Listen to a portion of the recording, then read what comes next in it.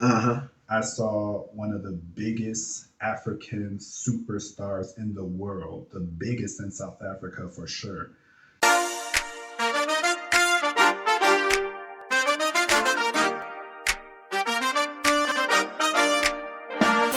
It's time to come home now, the place where hearts are known for so long. We have flown, now it's time to come home. Through the highs and the lows, through the winds that have blown, every step, every stone, led us back to this throne. Oh, it's time to come home, where the light brightly glows. No more lost all alone. Oh, it's time to come home. All right, my brother, what's going on? You want to start off by saying your name and telling the people where you're from? Yes, sir. My name is Alex Horton, and I'm a member of the Chicago chapter of the National Association of Black Social Workers. And you're from Chicago. Chi-Town, born and raised? Yes, sir. Okay. How long you been in the social work field? I've been in the social work field since the pandemic, so 5 years. Wow. What were you doing before that? Before that, I was in a PhD program studying history and politics. The world got a little bit crazy. Things were switching up, so I decided to switch up too. Cool. And now, what brought you to South Africa? What made you want to come on this trip and like inspired you to say, I want to leave Chicago and go with an ABSW to check out South Africa? I was looking for professional development at the time. And when I saw this opportunity, I took it as a sign like, hey, it's time to make some moves. So I decided to do it. And in addition to that, just the personal, the professional, the cultural, it's exciting. I'm just being real. So, what was your? Look at it like a two-part question. When you before you even thought of coming to South Africa, before you saw the opportunity, what were your thoughts? When you saw the opportunity, what were your thoughts? And now that you've been here almost 2 weeks, what are your thoughts? Before coming, I didn't know much about South Africa. I'm going to be honest with you. All I knew was the half page in my history book talking about Mandela, apartheid, and the African National Congress. Mm-hmm. I gotta be honest, that's all I knew. Mm-hmm. Since I got the email, when I did get the email, I did think it was a chance to get deeper into my relationship with the continent of Africa. It's not something I've ever really engaged with. It's been in the back of my mind because I've heard about people's transformational experiences. And it's like, I want my own, Yeah. you know? And since being here, a week and a half, 2 weeks, I really have decided that this is not going to be the only time I do this. Mm-hmm. I realize that there's so much more here. I realize that I have a place here in some way, shape, or form, not as necessarily a descendant of Africa directly, but a person of African American descent, being in the United States, I want to make it come full circle, African and American. Dig that. So, what are your thoughts on South Africa? When you arrived and now that you've been here a week and a half, like, what do you think of South Africa? There are three things that I'm going to tell people when I go back. Three big things. There's more than three, but I'm going to stress three big ones. Really, how complex it is. You have the luxury, which I feel is very accessible to people from the United States. And then you have the poverty, which no matter where you are from the US, it is like nothing you've ever seen before. So Mm-hmm. there's two extreme ends of the spectrum, and I think people should see it all Mm-hmm. just to really blow your mind up and really think about where you're situated in the world. Mm-hmm. And then second, just straight up talking about myself, Yeah. I feel like a regular person. I don't feel like a black man. I feel like I can walk down the street and be greeted. I'm not getting the microaggressions from white people. I don't feel like every other person is waiting for me to threaten them. And I feel so much more relaxed. You see the research that Black people carry a lot more stress due to racial tensions. I don't feel that at all. I haven't felt that since I stepped off the plane. Man, that's interesting because one of the first videos that I had that went viral, it was like I was just up one night on my computer. This is anybody that watches this YouTube channel knows that I am very unprofessional in terms of I film in my car. I don't have no cameras like talking about. I've just got this tripod thing because the social work thing. I said I probably will need a tripod, but one of the first videos I was at home in New Orleans and I opened my computer and I just started talking about I don't feel black in South Africa.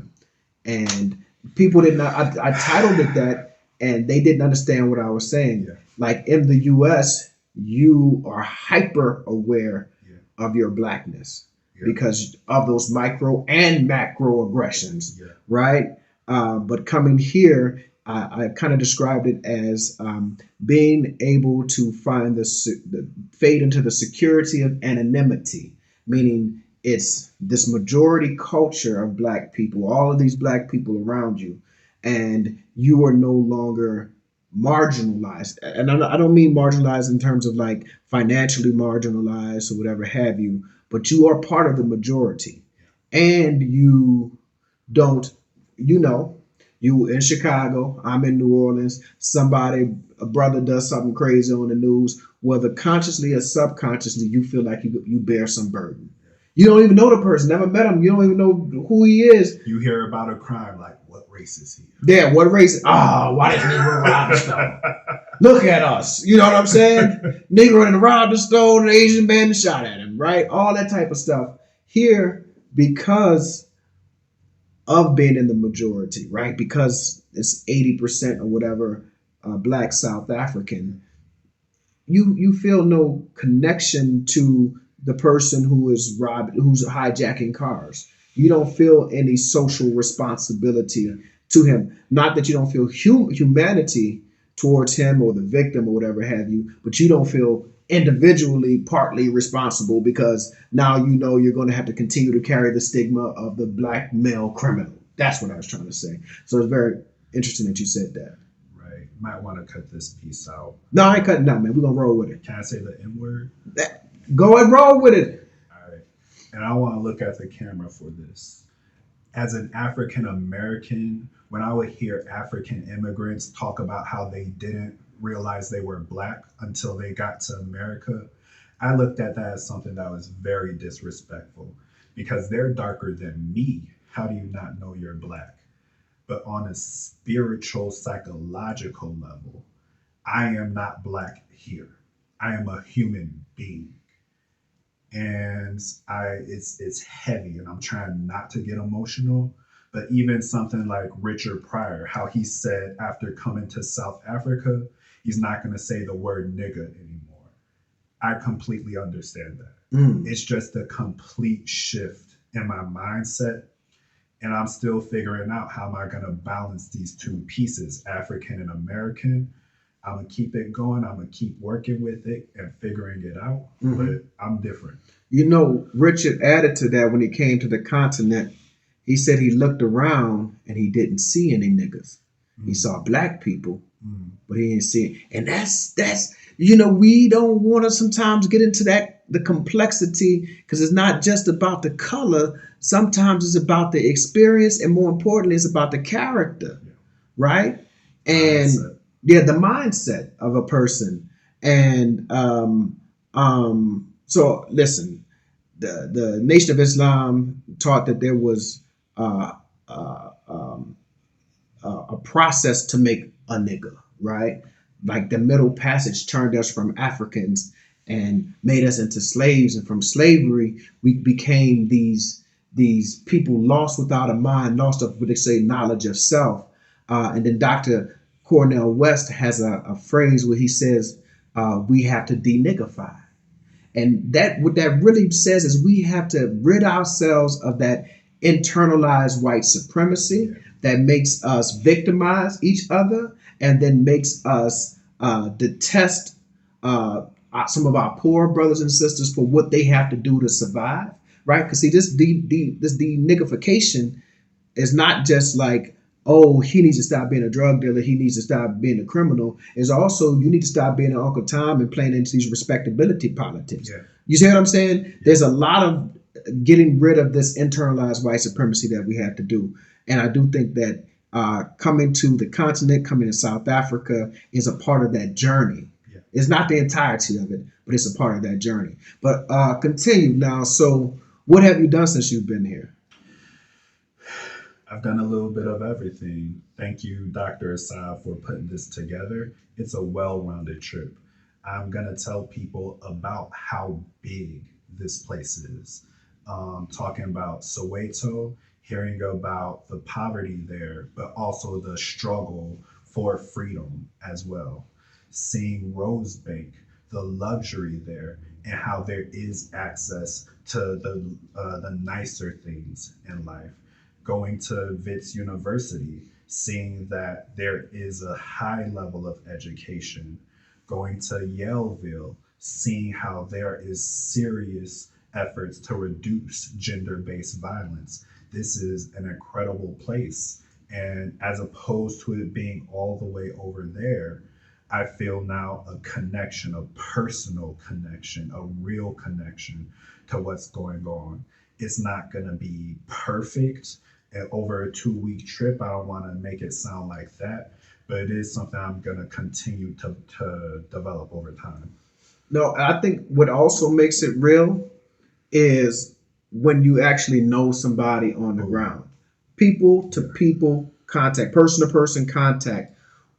It's like the hurricane just happened in Jamaica. Now we know we're on the Dr. Steve Buddington is here with us, who is originally from Jamaica, but he lives in New Orleans. But when I heard about the hurricane in Jamaica, and I specifically thought of Dr. Steve, because that's his people. His people are over there. So when you were back in the States and you may hear something happening in South Africa, you think, oh, I know so-and-so, man, let me hit him on the WhatsApp, see how he's doing. Even if it has nothing to do with him, it just may make you think of him, because now it's not some foreign place that you don't know. When you know someone there, right, it becomes like that's your connection. That person is your connection to that place.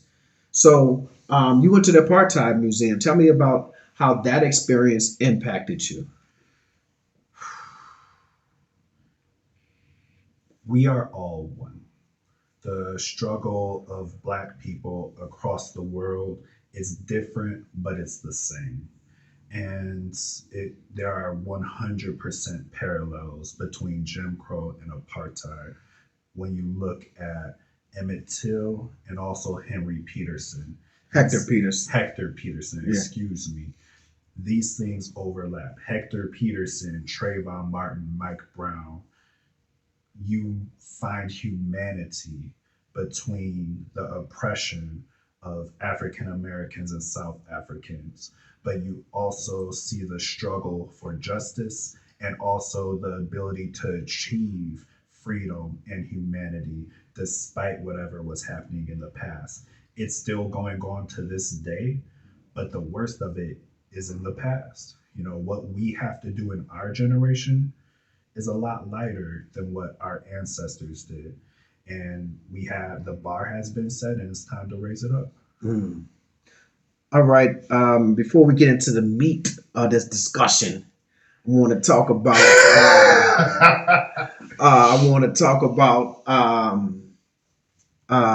So you mentioned briefly going to power, however they said, people opposing women abuse, right?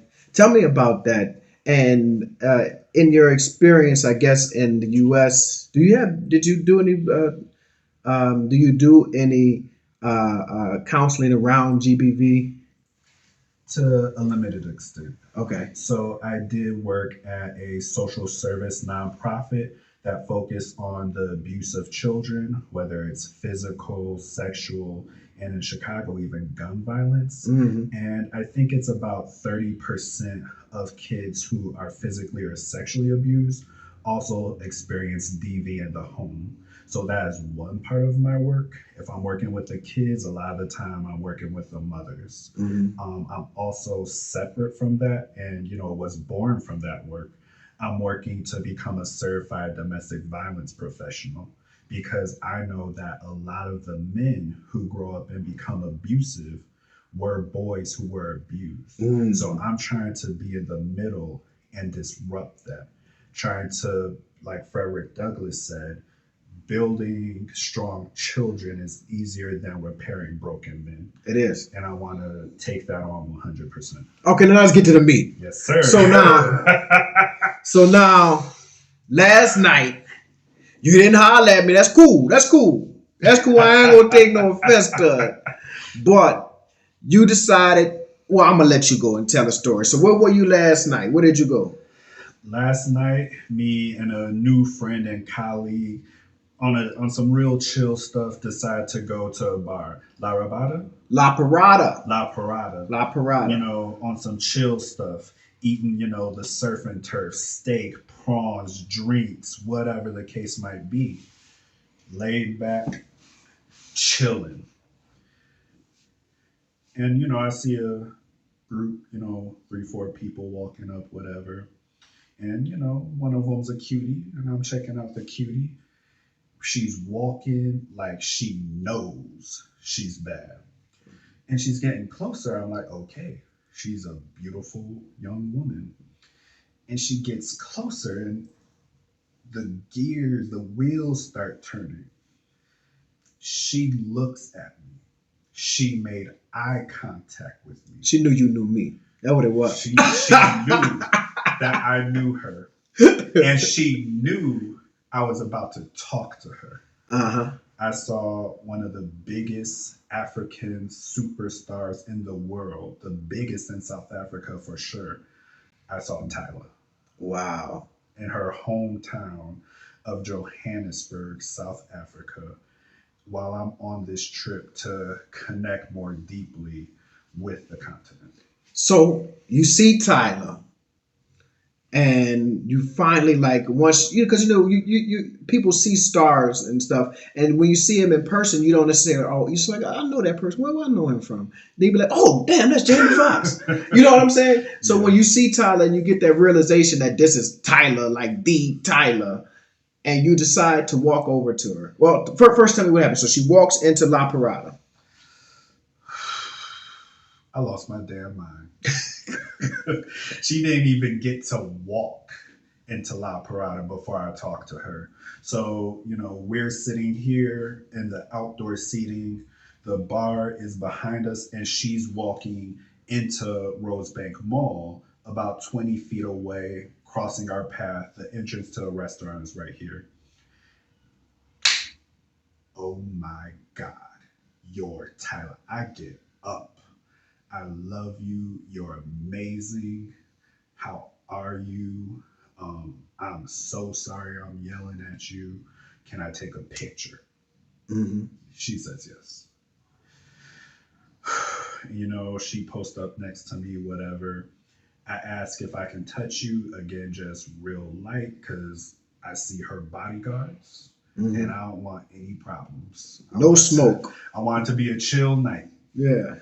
And so I asked if I could touch her. She said yes. Put my hand on the small of her back. I'm never washing this hand again. I understand what that means. And, took a, flicked up, whatever. Smelled like springtime and baby powder. I promise you. Freshest scent I've ever smelt in my life. We separate. And I'm coming down from that high. I'm able to talk like I got some sense in my head now. Mm-hmm. I tell her that just the fact that she's from South Africa means everything about where Africa is going. The fact that there is an African superstar who can go viral and have a Billboard hit in America says a lot. You have Burna Boy selling out Madison Square Garden. You have Tim's working with Drake and Future. You have Tyler as well. Mhm. The world is changing, even on a cultural level. Forget the political. People are listening to African music, and I'm telling her that means something. Mm-hmm. She's really appreciative of it. She asked why I'm here. You know, both me and my colleague, we're talking about, you know, we're here to continue building that momentum, to connect, you know, professionally, culturally, personally Mm-hmm. to people in South Africa, in Johannesburg. And, you know, she's like, that's cool, whatever the case may be. And, you know, on some chill stuff, maybe not so chill stuff, I tell her, like, yeah, you know, and again, I'm coming down. The Alex, who's, you know, ladies' man, is coming out, or at least in my mind, a lady. You know, I'm like, hey, you know, we're doing good work. I would love to connect with you. You know, you could support us. We could support you. You know, just, you know, if you give me your phone number, email. Yeah, sure. +27 NOPE. You know, I could send you some contact information and the third draft of my vows for our wedding. And, you know, she laughed. Her bodyguards did not laugh. I saw it was time for us to separate. So she began walking into the restaurant, real chill stuff. I'm still low key, maybe high key freaking out. And she just turns around and walks away. I think probably because it was a Sunday night, it was a more low key, chill vibe in the restaurant. Mhm. And if you're a major superstar, you might not be interested in that. But it Yeah. was so quick. It might have been 5 minutes. The waitress comes out and we're like, yo, we just saw Tyler, da da da da da. Uh-huh. And she's like, oh, where's she at? She didn't even see Tyler. That's how quick it was. That That's was how like quick. it was like destiny for you to run into her. I'm in South Africa to get this deep experience, and I see one of the biggest stars in the world and get to talk to her. Like, we had a full conversation, low key. So here's the thing. I guess if you live maybe in LA, maybe in New York, you can kind of run into superstars, right? You're not really gonna run into like Beyonce. It's just no running into Beyonce, homie. It's layers there. I can't. You know what I'm saying? If you see Beyonce, you are not able to talk to Beyonce. Right. Tyler pulled up on some regular ass shit. Yeah. You don't see that anywhere. And again, I'm not. It's just we talked. I had a conversation. I was tripping, but she was chill. She was chill. And if I was chill, it would have been just a regular conversation, real responsive, Mm-hmm. real person. Like Tyler's real. So now dig this. You've been here a week and a half. You've met one of the biggest superstars in the world, and then you had drinks with a U.S. ambassador. Now, when I was tell people like most 99.9% of black people will never be in a room with a U.S. On ambassador the same day, both of those. on the things same happened. day. Like you Denzel, like I'm hanging with ambassadors and superstars, right? Those are your words, not mine. I'm not gonna challenge you. roll with it, man. Take your blessings. But what I'm saying is that the reality is that most black Americans will never have a 5-minute conversation with a superstar, Yeah. right? Most Americans probably, but most black Americans will definitely, and even this may seem different because you're like, oh, she's a superstar, but the ambassador has power far beyond singing and dancing, right? So most black Americans will never be able to be in the room with a ambassador, let alone be in his house having him serve you wine and treats and shit. You know what I'm saying? Delicious pizza I've ever had. Right.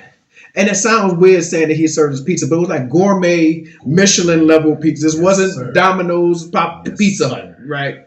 It was like Sirloin pizza. I didn't know it existed. right, with like aged Parmesan or some shit. Yes, sir. So that's what I